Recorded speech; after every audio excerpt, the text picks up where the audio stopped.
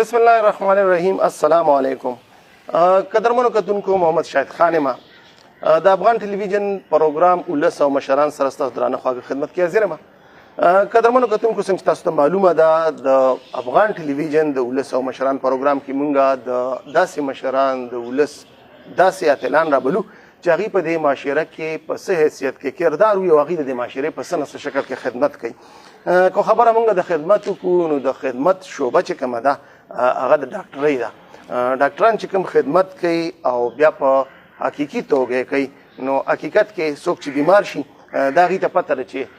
د دنیا په دولت نه په اسم نه خو چې زما علاج وشي او زه یو ځلې ټیک شم. دغه هڅې کو مونږ ګورو،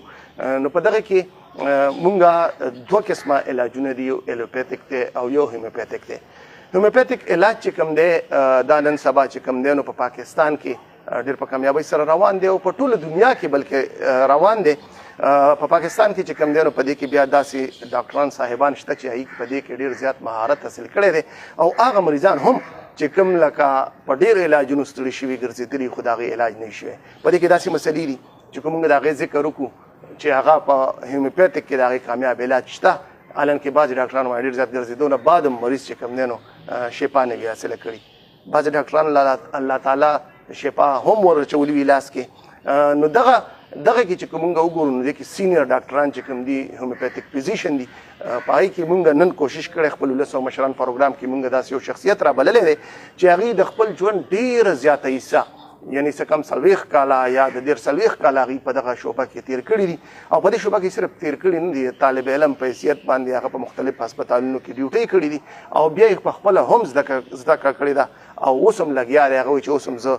په دې دونه مودې باوجود هم زه خپله اول زده کوم، کوشش کوم، ستړي کوم، بیا د هغې په رڼا کې چې کوم دی د خلکو علاج کوم او الله تعالی په هغې کې برکت اچوي.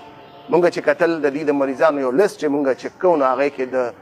دیر نه شروع شو، دیر باجوړ او د دغه علاقو نه تیبرګرې نه خلک راغلي او سوات ته علاجونه راغلي. هغه کسانو سره هم خبرې اترې وکړې دي په کلینیک کې، نو هغوی له الله تعالی شفا ورکړې وه. نن مونږ ډاکټر سید حسین شاه صاحب رابللی دی په خپل ولس او مشران پروګرام کې. ډاکټر سید حسین شاه صاحب سره به خبرې اترې کوو. زموږ دا پروګرام چې تاسو واورئ امید ساتو زموږ په دې کې خپله ذاتي هېڅ پیدا نشته، زموږ پکې پیدا ده هغه زموږ د کتونکو ده هغه دا پیدا ده چې که چېرې تاسو ته داسې یو مرض